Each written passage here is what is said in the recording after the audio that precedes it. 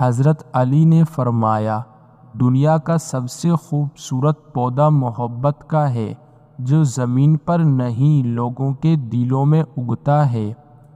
بچپن کی سب سے بڑی غلط فہمی یہی تھی کہ بڑے ہوتے ہی زندگی بڑی مزیدار ہو جائے گی۔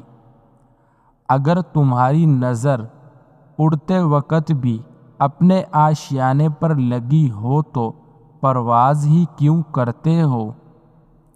انسان نے محسوس کرنا اس لیے چھوڑ دیا ہے کیونکہ اسے ان چیزوں سے محبت ہو گئی ہے جن میں احساس نہیں ہوتا۔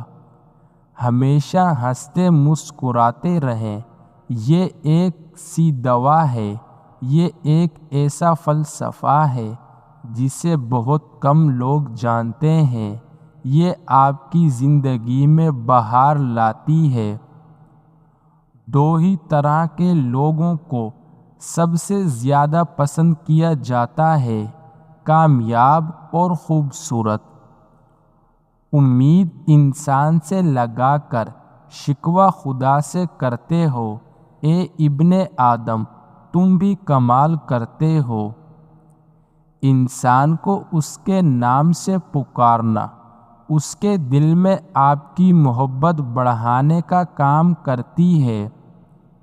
زندگی تو اپنے ہی قدموں پہ اچھی لگتی ہے، اوروں کے سہارے تو جنازے اٹھایا کرتے ہیں۔